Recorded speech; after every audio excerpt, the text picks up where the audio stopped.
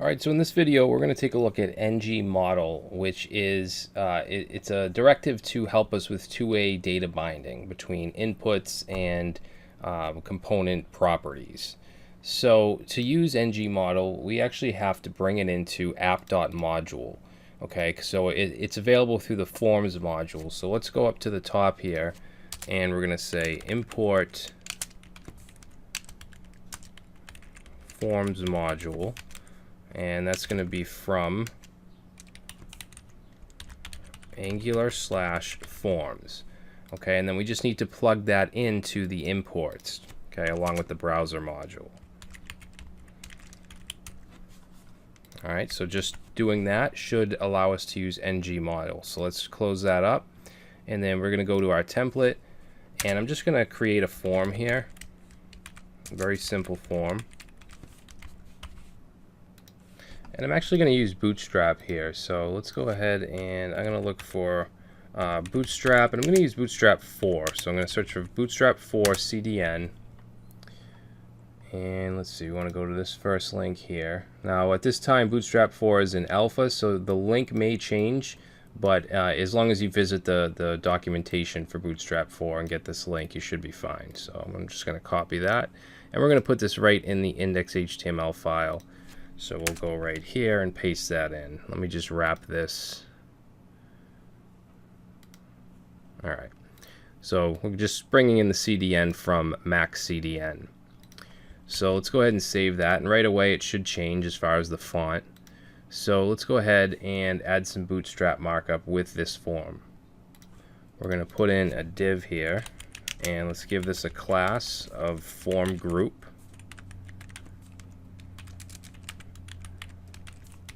Okay, whoops, not form, it should be a div. And then in here, let's put a label. So this will be name. And then let's do an input.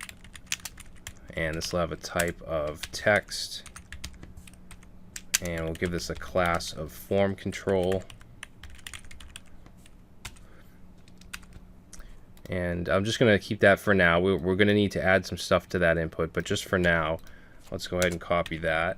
And then this one here will just be, we'll say email. Actually, no, let's do a number. We'll do age. Okay, and we'll make this type a number. And then under this div, let's go ahead and put an input. And we'll give it a type of submit. And we'll give it a value of submit. And then let's give it a class of btn and then btn-success, which is a Bootstrap class. So we save that and we get a little form here. All right, let's also wrap it in a container.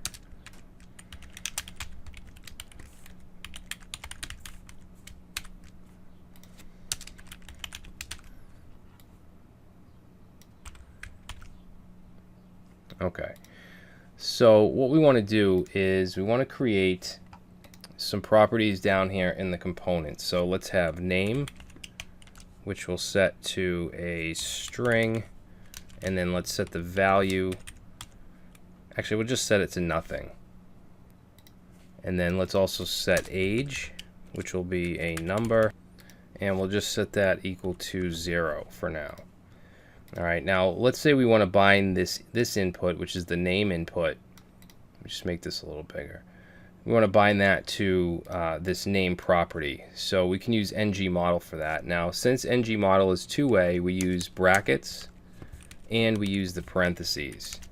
Okay, because we're binding in both ways. And then in here we can say ngModel, and we're going to set it to the property name, which in this case is name.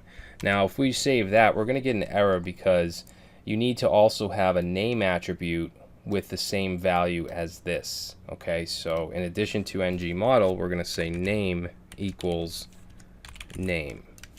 So now if I save that, we're not going to get that error. So we're going to do the same thing with the age. So again, brackets, parentheses, ngModel set to age. And then we're also going to have to set a name attribute to age as well. All right, so now these are bound together, the properties with the input. All right, and you can already see that since we set age to 0, that's what's showing in here. Now let's also use some string interpolation to output these into our template. So down here, let's put we'll just put an H4 and we'll say name, and we'll set that to name, and then we'll say age, and we'll set that to age. Okay. So now as I type in here, you're going to see it's now using two-way data binding. All right, so if I put my name in there, it's going to output here as well.